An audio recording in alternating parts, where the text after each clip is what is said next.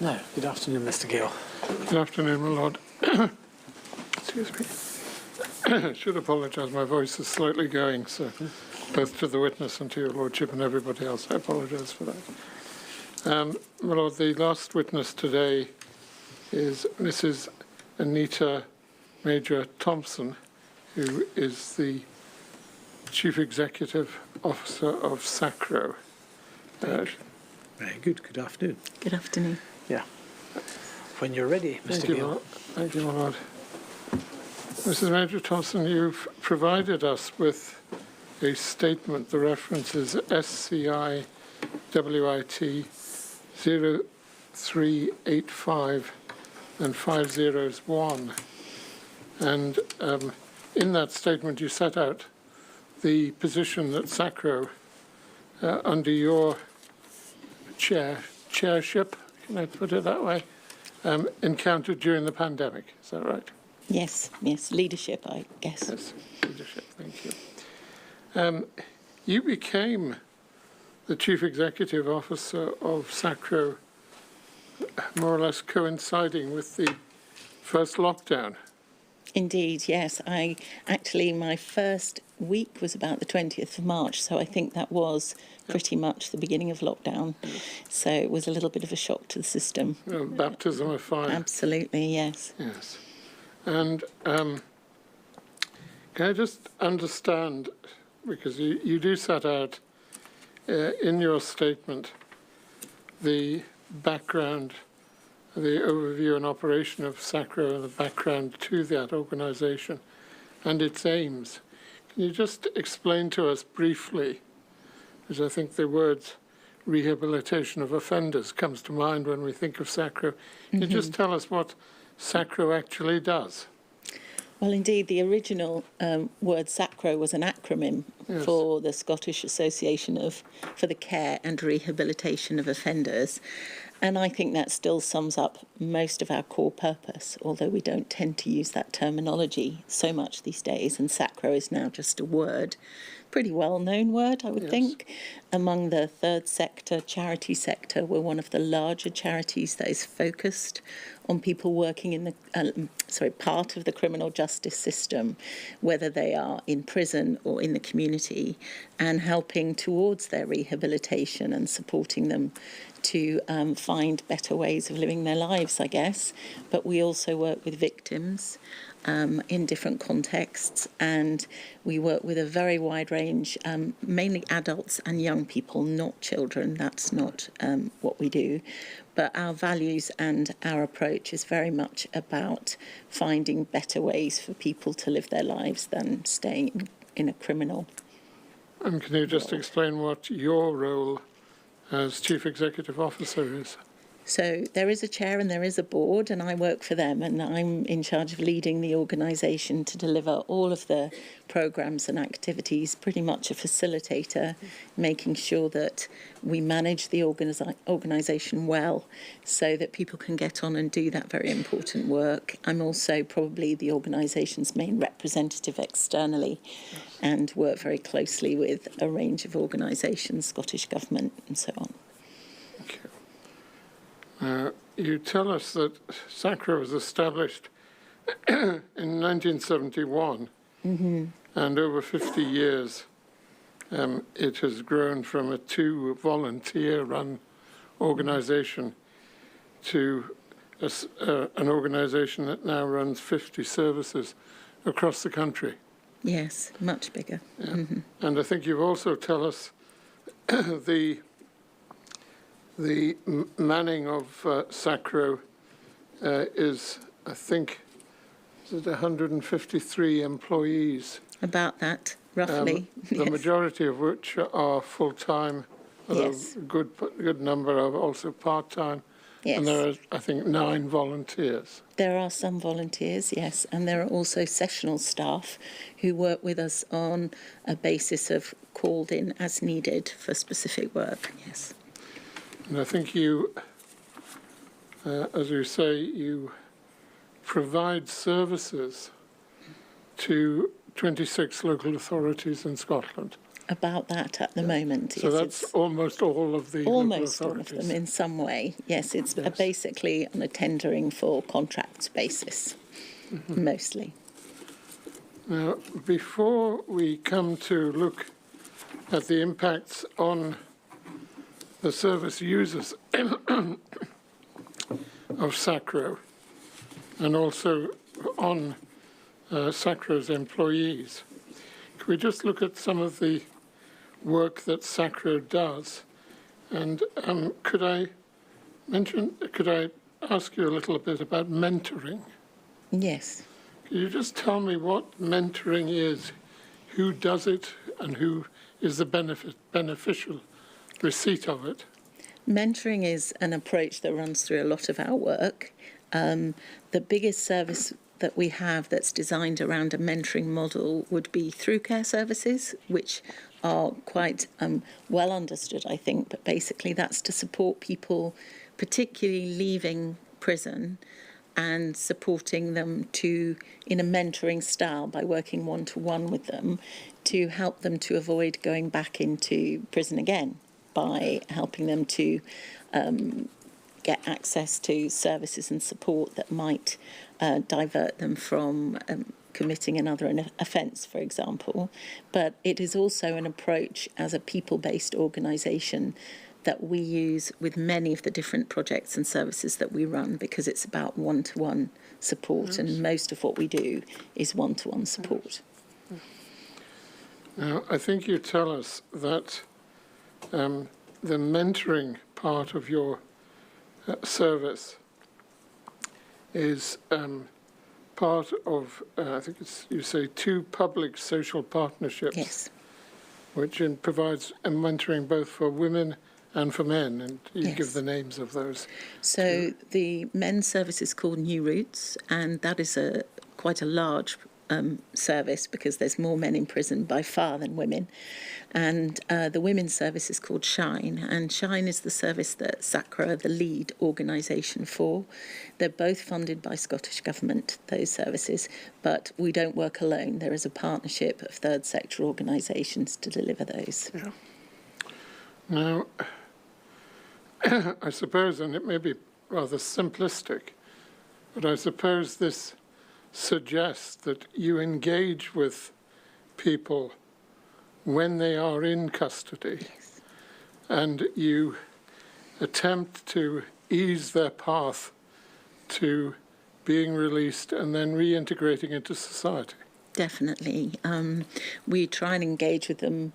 The service is only open to people with what is called a short-term sentence, so that is under 4 years. Right. But we try and engage with them prior to their release date, and hopefully as soon as we can to their admission date, and promote this, what is a voluntary service. They don't have to engage with it. So we have people based in the prisons who work to promote that service. They're called prison-based champions at the moment, and they are in the prisons to actually promote the service and get alongside people and try and intervene as early as possible in their thinking about what happens when they leave.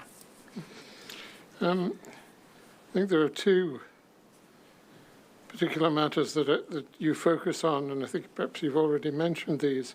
One is that you focus upon the individual needs of the person involved, and also that it's a voluntary situation. Yes. I suppose by focusing on the individual needs, that entails you getting to know, if I put it crudely, getting to know that person, or your representatives getting to know that person while they are in custody, so that they have a background that they can work with. Absolutely, and so everybody has an allocated mentor, and hopefully they will have met and formed a relationship with that mentor who is in and out of prison to meet people prior to leaving prison, and they will, in an ideal world, be met, if needed, by that mentor at the gate on the day of release, and supported and taken to whatever kind of services and appointments they need. So things like housing and homelessness, benefit support, quite often addiction support, recovery services. So all of those things as a norm, would happen as part of that mentoring relationship. So there is someone there to go, what is it that you need, and let's go and work that out for you, and to advocate for them. Right.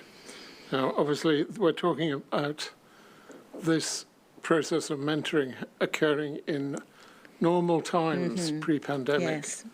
and possibly, as we've now developed, post-pandemic. Yes. But you've mentioned on a number of occasions the meeting at the gates, Yes. and is that as literal as it sounds? Literally, at Liberation, they open the gate and let people out, and their mentor, a person they recognise, is there to meet them.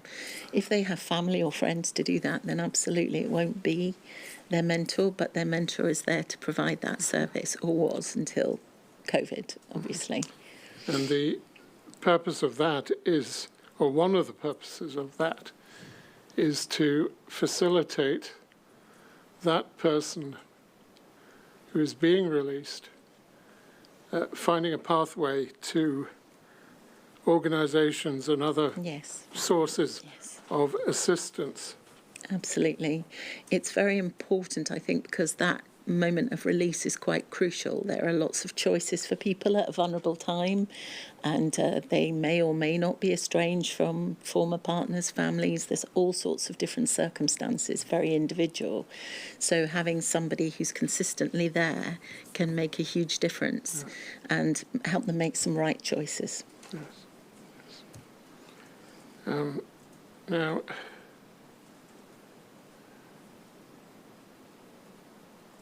prior to somebody being released, you've mentioned champions and with access to the prisoner. I think you should clarify these aren't other prisoners. These are people these are our staff. who are from out with the prison. And they establish, as best they can, a relationship with the prisoner and assist the prisoner as he or she comes to the end of their sentence. Absolutely, and with the staff in the prison as well, to make sure that everyone understands the reason why they're there. And those prison-based champions are there to promote the service and to meet people individually and say, is this a good route for you? Do you want to be connected to a mentor? So there is only one prison-based champion per prison, but that wider network of mentors is then available to people. So, just so that I understand, is the person who is the champion within the prison and who establishes, is that person also the mentor? No. Afterwards, there is somebody else who is the mentor. They're the connecting person. I see. They're the person who builds the initial relationship and then says, I think this would be a good person for you to work with, and introduces them to a mentor. And another thing you talk about are liberation packs. Yes. Which are provided. Now, what would they normally contain? Well, they're a kind of invention that came about when the pandemic came and we weren't able to meet people and help them with some of their basic needs, or even take them shopping, for example, whatever it is. So if I gave you an example of what would be in a woman's liberation pack, there would be basic information and phone numbers and leaflets about various services that are available. There would be a series of hygiene products, both women's products and toothbrushes, anything like that that might be useful for them. There would also be a phone. And this was something that we arranged and got support for during COVID, with the essential numbers in there with the charged phone. So the numbers are preloaded onto the phone? Yes, so that they wouldn't be alone. And we've continued that after the pandemic, but at the time this was the best solution we could think to be able to give each person something that at least gave them some basic support as they were leaving prison. And they could use that phone to contact us or contact family or any other services that we'd given them information about. And basically just to make them feel that at least someone had thought what they might need when they left the prison gates. I don't think it comes as any surprise to us that a lot of people who are in prison, particularly those on short sentences, or relatively short sentences, whether men or women, very often have addiction problems. Very much so, yes, And, a high percentage. Yes, and as part of the mentoring process is providing assistance with dealing with addiction issues once out with the prison.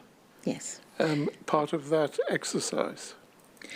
Yes, we tended to find, and forgive me, but this is my anecdotal coming Yes, from please. my staff, but people tend to have had some rehabilitation in prison and be what you might call clean, but there is a real pivoting moment where there is a risk that they will go straight back to the drugs. That's why, or the alcohol, whichever it might be. So that's why, for example, it's not great to give people money because that makes them more vulnerable, but to give them support and to be there for them and to take them to those recovery services and link in with those recovery services who are there for them right away so that they don't immediately revert to the behaviours, because they're vulnerable and there will be people who are trying to sell them drugs as soon as they leave the prison. So Well, it's presumably providing support. In the situation where they may have been off drugs, or I think we're all aware that drugs circulate in prisons, Oh, absolutely. that they may be on lower amounts of drugs that they're having. I suppose there is a danger that they come out and think, right, I'm out, I'm going to blow it. And there's the possibility of overdosing. That does happen, and it still happens.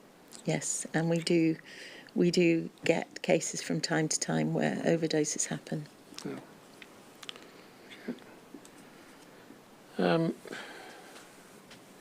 Can I touch a little bit on reintegration, because that I think is one of the aims that Sacro has, to assist in reintegrating somebody into society. Yes. Mm-hmm. I suppose some of the organisations you mentioned are people that you would endeavour to point somebody who wants to reintegrate into society towards. You make specific reference in your statement. I'm sorry, I haven't got the reference to it, but it's to what I understand are known as MAPA rules. And I think we heard that this morning from one of the representatives of the Social Work Scotland. Can you just tell us what that is? I want to get the acronym right. Multi-agency partnership planning. I'm grateful. It's paragraph 30. Yes, and there are different levels of MAPA, and basically it's ensuring that there is multi-agency public protection arrangements. So it's basically ensuring that all interested parties get together when there are people leaving prison who are likely to present a risk to society. And there are 3 different levels, and forgive me, but I'll just read a little of this. But category 1 tends to be people who've have a conviction for a sexual offence and have notification requirements and be on the register. 2 tends to be people who are violent, have violent convictions. And MAPA 3, which is the highest level of risk, is risk of serious harm to themselves and others. And those individuals have to be supported in a risk-managed way, usually 24/7. So we are involved at different levels with that, and Sacro has a specific service for those people on MAPA 3 or MAPA 2 high-level risk people, which is 24/7 supervision in their place of residence. Now, we're rather glossing over the effect of the pandemic at the moment, and we'll come back to that in just a moment. But just in relation to reintegration into society, at paragraph 31 of your statement, you observe that Sacro's levels of support and engagement did not return to their pre-COVID-19 levels. Can you explain that? I was wondering how that came about, actually, but I think what the meaning was, it did not immediately return. Immediately. And I would say that's the best definition. And some things didn't quite go back to how they were anyway. For example, just a better use of technology and online support and access to people via other communication channels than face-to-face continues to be a part of what we do. But I would say it's not immediately rather than just not return, because the levels of support are most definitely back to where they were, and hopefully even more so. You talk in paragraphs 32 and 33 about the financial impact of somebody who is coming out of prison, and you do say that one is, I think, a generalized observation, another more specific, that you say people were unable to afford food or fuel for cooking and heating their homes. That would be the case pre-pandemic and during the pandemic, presumably. I think when we were talking about this as a team in building the evidence that you've got before you, this was an observation from my teams, that they felt that people were under much more pressure and financial pressure during the pandemic. The example that is here in that paragraph is particularly about the sex workers that we were working with.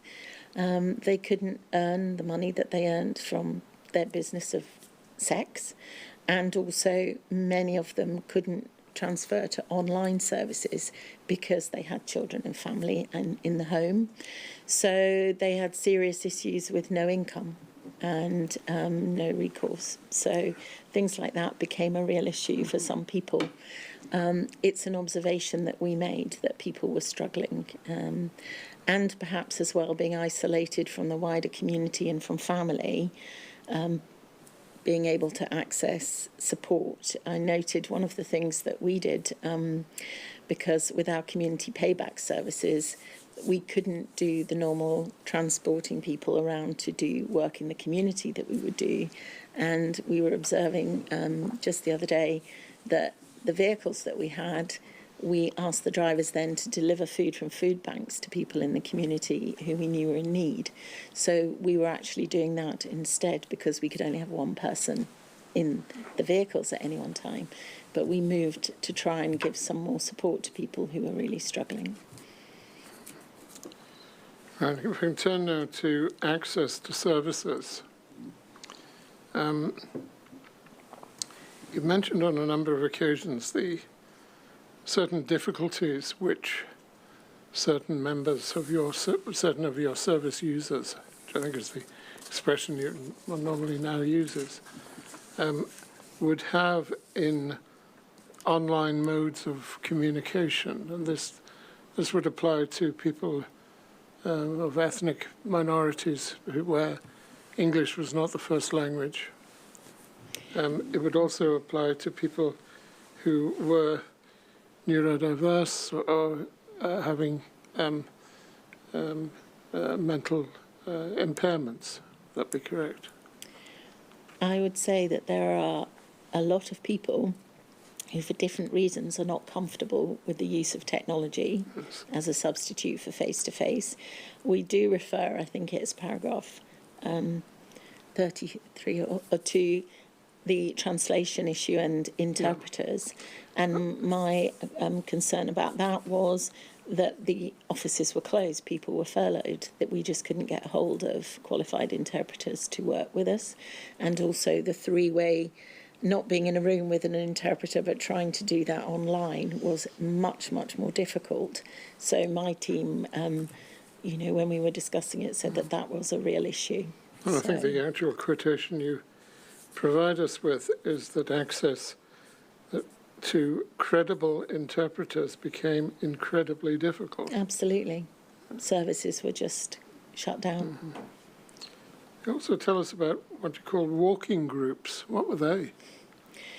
There were so many, and I'm very proud of my team, inventive ways to try and get people to have a healthier experience of isolation. And one of the things that we were able to do was to suggest, and this is the innovation of my team, that people met at a distance but walked together and talked together at a safe distance. And that kind of thing started to happen a bit when it was appropriate to do so, because obviously there wasn't, in lockdown 4, there wasn't that ability to be in the same environment as people, but out in the open air we used it both. I think some of the women's groups used it, and also our staff used it as a way of meeting, just to wave at each other across a park or something, so they felt a little bit less isolated. Again, something the inquiry has heard a great deal about as a consequence of isolation principally 100%. Is the adverse impact on mental health. Yes. And you talk about that. You refer to increases in suicide and attempted suicide. Do you have any particular indications of numbers for that? Or I'm afraid I think you'd need to go to a formal source for those statistics. Right. Okay, thank you. You do make a specific reference at paragraph 40 to the increase in referrals to domestic abuse services. Mm-hmm. Now, again, before we go any further, again, this is something we've heard a great deal about in the inquiry, and I think it is relatively clear to us that the lockdown in particular provided a set of circumstances which an abuser could abuse further, so that yes. We are aware of that. One of the interesting points you make is that you refer to an increase in referrals to domestic abuse services where the abuse was historical. And is that something that you attribute to, put it very simplistically, having time on your hands to sit and think? I think I've referred to, and apologies if you're going to raise it later, but the whole compression issue. Yes. And it is a pressure cooker thing. And I think for us, some of it was about, and these are observations of my skilled team who are working with people, if you shut people in a home together when no one can leave for a period of time, all of the things that might have been diffused by being able to be out and away and separate come together in a kind of pressurized environment. And that seems to be what has triggered possibly reoccurrence of historic behaviours. It's not a scientific response to that. It's what I've been told, What you've been told. that we think has happened. And you mentioned there, and thank you very much for doing so, you mentioned the decompression, and you mentioned that a number of times in your statement. Can you just, you perhaps already done this, but perhaps you can just indicate what you mean by that in the work that you do. I'm sure that all of us in some way felt a little bit more pressure from being 24/7 at home with people we love, let alone people who we have mixed relationships with. And I know that's true for us as in my teams as well as the people we were working with. But a lot of, I think I refer to it particularly in terms of young people and the people we work with who are in that category. I would say particularly having to be at home all the time, being restricted from meeting up with their friends, which is so important in, say, your teenage years, all of those things. And if there are any issues in the home, all of that just piles on the pressure on people. And I think that's what we observed, that there were a lot of those kind of situations, family situations. We do mediation work and things like that as well. And I think all of those things created that pressure cooker, and sometimes it did explode, and sometimes there were situations as a result of it, but there weren't those outlets to let that lid off and people to just go out or talk to their friends, or it just wasn't the same. Perhaps a slight extension of that, again, something we've heard about in the inquiry, has been the difficulty that principally women in an abusive relationship would have in contacting an external agency to try and seek some assistance. Yes. When they are in a domestic set of circumstances where the abuser is with his head over their shoulder, what are you doing? Something like that. Have you any suggestions as to how that could be made any easier in terms of communicating? I've been racking my brains to think about this. We've talked about this a great deal. I mean, this is particularly brings back memories of specific examples to me of where I was told about a woman that we were working with who had locked herself in the bathroom but was terrified to ring us because her husband was there with the children and she was worried for the children's safety. So, and in that situation, there's so little that you feel you can do to help because it's an immediate situation.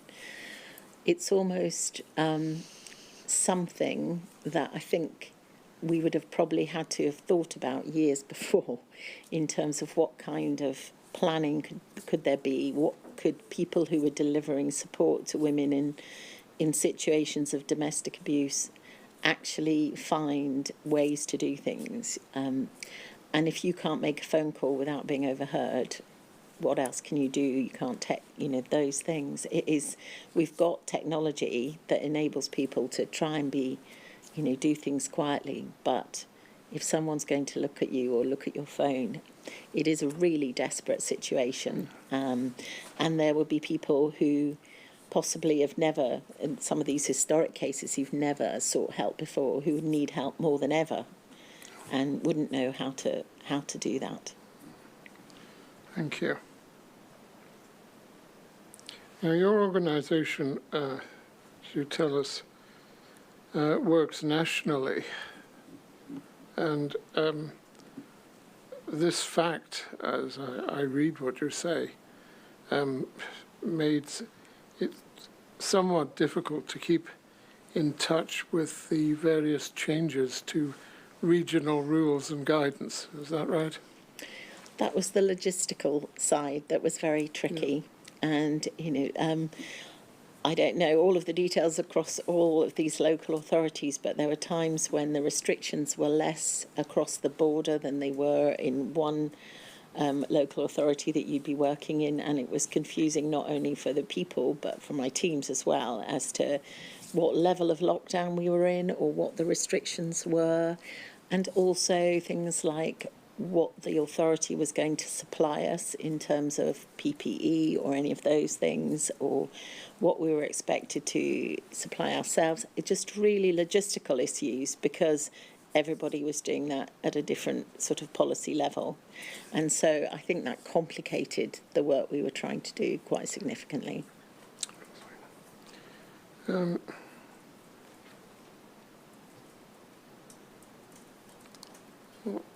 Some of your services that were offered were 24-hour services. Yes. And in particular, you mentioned residential units. Yes. Can you just tell us a little bit about the residential units that you operate? So the 24-hour services that we have are the intensive support for MAPA folk that I referred to. And there's only about 8 of those, but they are 24/7 double-staffed. We also have a homelessness support residential service in Elgin for young people, and at the time also for adults presenting homeless and at risk. And those services are 24/7 staffed. And at the time we also had significant services supporting people with learning disability in Aberdeen and Aberdeenshire, and those again were residential staffed, and all of those services are supervised and inspected by the Care Inspectorate. So they had to continue running and be fully staffed. And did fully staffing those units provide or present a particular difficulty? again, logistically, you have to bear in mind that we had COVID occurring among our staff quite regularly. We had shielded staff who couldn't then go into an outside environment because of their own medical issues. We also had to try and work with people to help them understand and comply with the rules in terms of social distancing and so on when they were sharing with maybe 8 or 9 people in a shared residential space. And we had to keep our staff separate when we could from the other activities. Also, when people are vulnerable and perhaps chaotic, they don't tend to stick to restrictions very well and tend to ignore them. So there was a constant level of risk. So we had risk-managed approaches to all of those services, and there was day-to-day risk management, as there will have been for many people in many different services, but it was very, very challenging. And we had a little bit of an effort to get our services recognised and our staff as key workers because they were in justice and not in social care, technically, although the Aberdeen services were social care. But yes, we got there. And we demonstrated, and of course we also had to report to the care inspector on how we were approaching these things. But it was quite challenging to make sure we had enough staff at all times.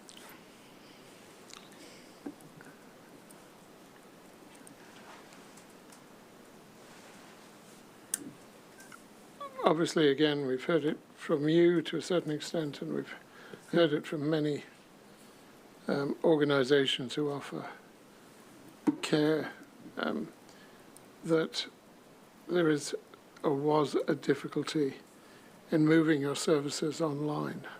Yes. And with the absence of face-to-face interaction that many people require.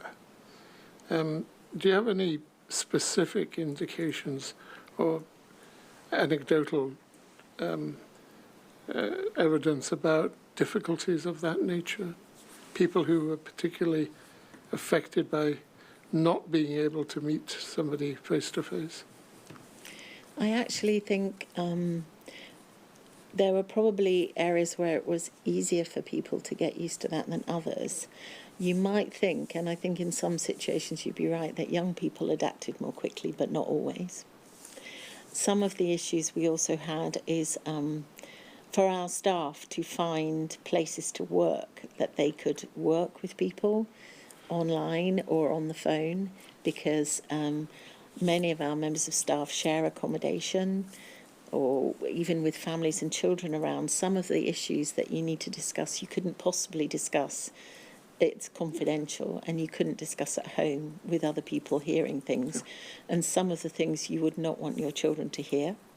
So there could quite often be issues about just finding space and privacy to do that work, and the same for the person we're trying to work with.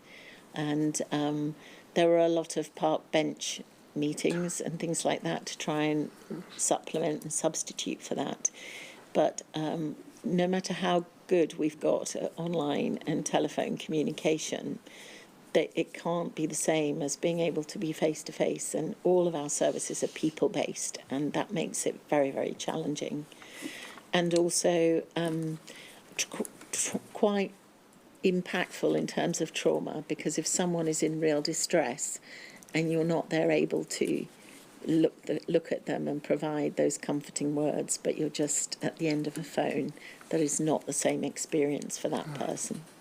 No, it needs somebody there to be there and be interacting directly with the person. It helps to get across what you would be hoping to get across in a comforting way. Absolutely.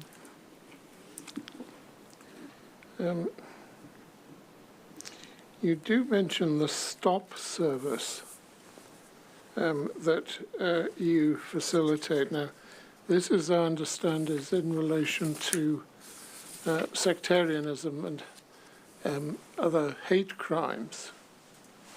Can you tell us just a little bit about how that service operated, both pre-pandemic and during the pandemic? It's very much a quite intensive programme of one-to-one support, and there is quite a lot of work to be done on a kind of structured programme basis to help people understand the impact of their thinking processes and the actions that they take as a result. And it's a supervised service, and we use supervision in that people have to report. It's a bit like going on a programme for detoxing or something, but it's, more intense than that. So that all had to move to online, and I think we were glad that people continued to engage, or most people continued to engage with that intensive service. But obviously it wasn't the same as you come in, you sit down, and you're going through a very specific programme of support. And that could be done in a group environment or one-to-one. So it was an example, I guess, of how we had to try and sustain a level of support and a level of taking people through a very specific programme with specific steps, whilst we had all the barriers that came in of contact, of timing, of... it is different, I think, when you ask people to come in and sit down with you at a certain point, to be on the phone at a certain time. It's not quite the same. So it was challenging, and we did keep the service, and the service is still going now. But we have seen significant success in that service. Both assessing child and adult protection issues. Mm-hmm. Now, again, we heard a little about this morning from the representatives of Social Work Scotland, so we've certainly got a context for that. How did Sacro become involved in protection issues? I think there's a reference in the statement, I think it's paragraph 62, about safeguarding incidents and child protection. Yes. So we do work with a lot of young people, but I think what I'm saying in that, that we were saying in that actual paragraph 62, that was that the other agencies weren't able to visit individual homes, and so there was that risk of overlooking potential child protection issues. So the way that we work with young people has been very much that mentoring basis, and all of that moved to online.